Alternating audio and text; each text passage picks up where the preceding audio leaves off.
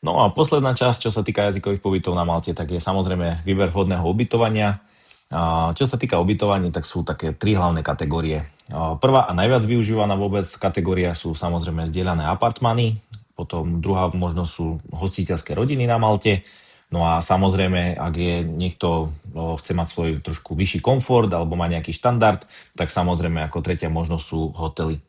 Takže poďme tou prvou variantou, tak čo sa týka zdieľané apartmány, čo pod tým si domyslieť, tak zdieľaný apartmán si predstavte normálne ako veľký plnohodnotný byt, kde máte spoločnú obývačku a kuchyňu. No a v rámci tohto apartmánu potom môže byť viacero izieb. S tým, že čo sa týka tých ďalších izieb, chcem aj upozorniť samozrejme, že môžu tam byť aj ľudia opačného pohľavia na týchto izbách. No a vlastne vy potom máte svoju vlastnú izbu, ktorá opäť môže byť zdieľaná. Tu samozrejme už ale platí, že keď sa zdieľa izba, tak stále sú to ľudia toho istého pohľavia. No a v rámci tejto izby, tak sú niektoré školy ponúkajú aj izby, ktoré majú aj privátne kúpeľne, čiže vlastne tá kúpeľňa je len pre vás, pre tú vašu izbu. No alebo ak chcete mať svoje súkromie, tak vlastne vieme objednať izbu, ktorá bude len privátna, čiže ste v zdieľanom apartmáne, ale s vlastnou izbou a dokonca vieme to objednať aj tak, že budete mať aj privátnu kúpeľňu. Možno táto forma je asi tak aj najviac využívaná, hej, že ja to hovorím stále, ak chcete kľud, idete do izby, ak vlastne chcete partiu v odzovkách, idete do obývačky. Hej, čiže samozrejme na tých izbách potom máte aj tu vlastné sociálne zariadenie. Opäť sa to dá vyriešiť, že keď chcete možno trošilinku ušetriť, niekedy sa to dá nastaviť, že budete mať zdieľanú kúpeľňu a WC, ale izba bude samostatná, čiže to už je naozaj len na základe vašich požiadaviek. No ale treba aj rátať s tým, že naozaj na Maltu chodia ľudia z celého sveta, chodia tam rôzne národnosti, hej, každý má svoje nejaké zvyky, každý má svoje niečo, čiže naozaj aj to, čo vy máte radi, tak treba prispôsobiť trošku tomu, že áno, budú tam aj druhí ľudia a budem sa musieť trošku prispôsobiť. Samozrejme potom je aj varianta, že sú aj samostatné apartmány. Sice nie každá škola ich ponúka, ale dá sa objednať aj celý samostatný apartmán, čiže normálne máte pre seba ako plnohodnotný byt len pre vás a nikto iný tam nie je. Čo je možno veľká výhoda práve na tých zdieľaných apartmánoch, tak ako som spovedal, chcete mať kľud, idete do izby, ale na druhej strane chcete mať party, tak vy idete do tej obývačky, nemusíte sa bať, ono to tam nie je len o party, ale skôr to je o tom, že treba rátať, že tie byty sú väčšinou v nejakých blokoch a napríklad ja osobne, keď som študoval na tej Malte, tak my sme práve sa tak stretávali a to, ako som spomínal, ten pobyt je o tom, že spoznáte ľudí z celého sveta, doslova sa vám vytvoria kamarátstva na celý život, hej, poviem to tak, tí ľudia sú tam takí veselí, hej, chodíte s nimi potom na rôzne akcie, idete vonku niekde, hovorím, či na vínko, na pivko. My sme si dokonca robili také medzinárodné večere, hej, že vlastne napríklad prišli Španieli a oni robili jeden víkend paelu, hej, potom prišli Taliani, robili carbonara. My Slováci sme mali taký pokus, že urobíme brinzové halušky, hej. No, absolútne s haluškami to nemalo spoločne ani tú brinzu, ani tú halušky. Hej, ale vlastne bola to sranda a presne to je o tom, že ste s tými ľuďmi rozprávate, spoznáte ich, hej, čiže a to je práve to super na tých apartmánov, že tým, že oni sú tak trošku zgrupené aj bližšie seba, alebo je viac poschodí, hej, tak máte tam spolužiakov, ktorí vy ste na trojke, oni na štvorke, tak príde ku vám, už rozprávate, hej, a tým pádom je to, by som povedal, že také akčnejšie a zábavnejšie. Hej, čiže práve preto aj tie zdieľané apartmány sú asi tak najviac využívané. Čo sa týka apartmánov, tak treba rátať s tým, že apartmány sú bez stravy. Hej, čiže vlastne máte tam normálne vybavenú kuchyňu, viete si tam variť. Zas na druhej strane,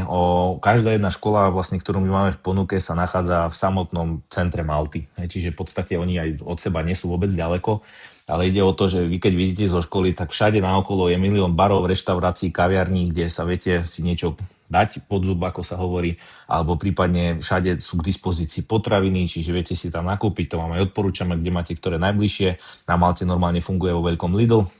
čiže viete ísť tam, alebo pri napríklad školách sú Welbys potraviny, takže to a tak si viete sa vystravovať. Čo sa týka stravy, tak úprimne pri cenách, ktoré my máme na Slovensku, tak by som povedal, že niekedy tá strava na Malte je ešte lacnejšia ako to, čo máme tu. Čiže potraviny tam stoja plus minus to isté, čiže nie je to, že teraz zrazu položka alebo tie veci, ktoré máme,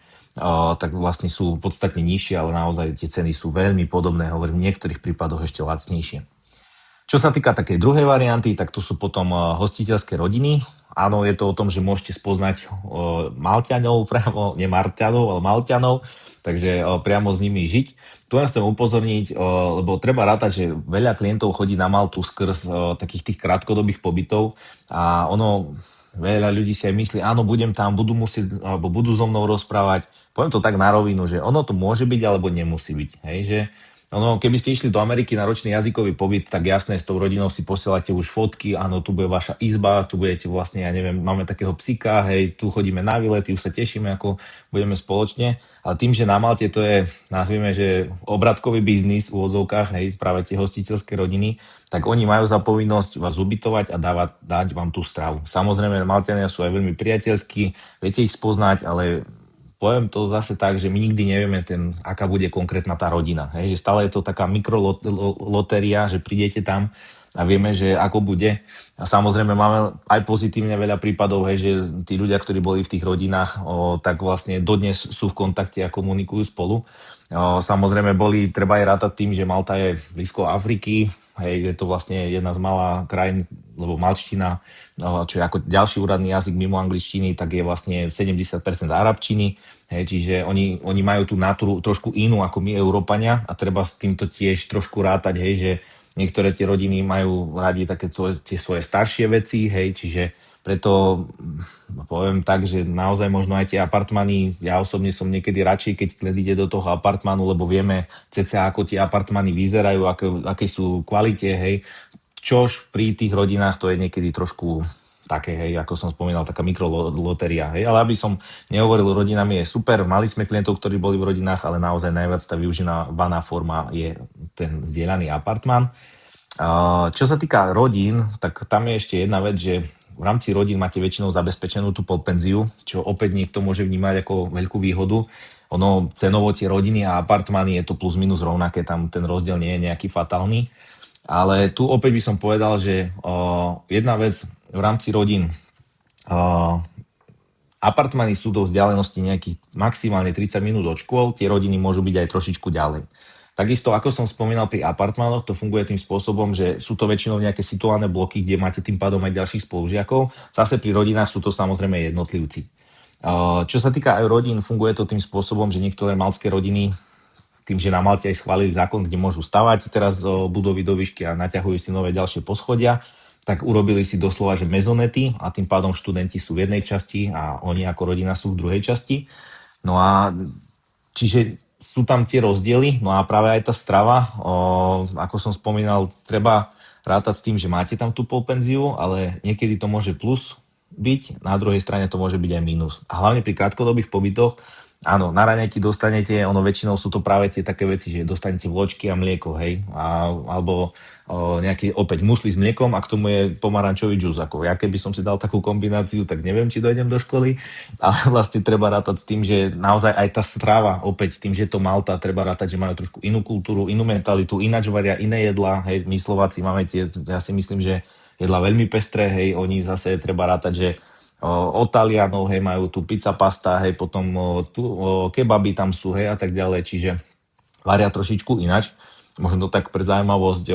maltské národné jedlo, ja osobne milujem morské príšerky, tak som sa tešil, keď som študoval na Malte, že budem jesť morské plody od rána do večera a zistil som, že národné jedlo na Malte je zajac, hej, takže bolo to veľmi zaujímavé, neviem síce, kde tam behajú tie zajace, no ale aby som sa vrátil naspäť k tej téme, tej stravy, ako som spomínal, môže to byť niekedy výhoda, ale nemusí a hlavne pri tých krátkodobých pobytoch skrz toho, že keď ste už na tej Malte, tak asi nebudete teraz večer o 6, lebo sa podáva večera, čakať na tú večeru, ale budete niekde možno na výlete, presne pôjdete s tými spolužiakmi, pôjdete na sever Malty, na západ slnka, hej, idete do dobrej reštaurácie, no tak si tam niečo dáte a nebudete kvôli tomu musieť utekať teraz rýchlo, lebo mám